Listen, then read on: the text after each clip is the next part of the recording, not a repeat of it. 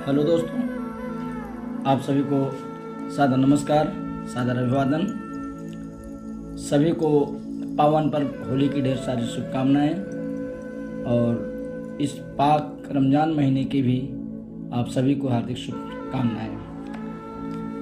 आज हम लोग देखेंगे 1919 का शासन अधिनियम, जिसे मॉन्टेग्यू चेम्सफोर्ड शासन अधिनियम भी कहा जाता है या सुधार भी कहा जाता है। और इसके नाम के पीछे मैं पहले भी चर्चा कर चुका हूं, तो इसलिए आज चर्चा करना उस पर जरूरी नहीं है। हम देखते हैं कि इसकी जो शुरुआत हुई मॉन्टेग्यू घोषणा पत्र से हुई 1917। 1918 में इस पर ब्रिटिश संसद में वाद विवाद विचार विमर्श हुआ और 1919 में ये एक अधिनियम का रूप धारण कर लिया। हमें ये देखना है कि भारत की जनता को कैसे कैसे जो संविधान से अधिकार मिलने चाहिए, जो रियायत मिलनी चाहिए, कितनी रियायतें, किस प्रकार से रियायतें मिल रही हैं, यही देखना है। तो अब इसी क्रम में हम लोग आगे बढ़ते हैं कि जो अधिनियम उस समय बन करके आया और 1921 में लागू हुआ।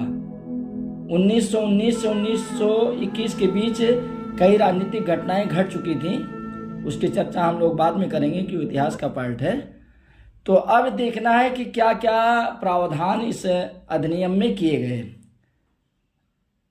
मेरे हिसाब से जो शुरुआत होती है कि जो दो ढंग के राज्य हैं, ब्रिटिश प्रांत हैं और दूसरे जो अधीनस्थ राज्य कह सकते हैं, खावर के राज्य कह सकते हैं।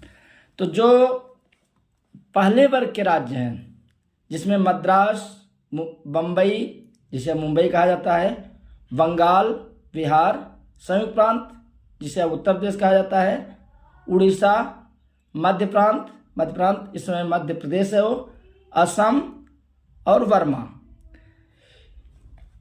ये ऐसे प्रांत थे जिनके शासन प्रशासन की सारी जिम्मेदारी गवर्नर को दी गई थी और सभी प्रांतों में शासन व्यवस्था समान रूप से रखी गई, कहीं कोई भेदभाव, कहीं कुछ अलग नहीं रखा गया। बर्मा के बारे में आप लोग जानते ही हैं कि 1935 के शासन अधिनियम के बाद बर्मा क्या कर दिया गया, एक स्वतंत्र भारत से अलग हो गया, अलग कर दिया गया उसको।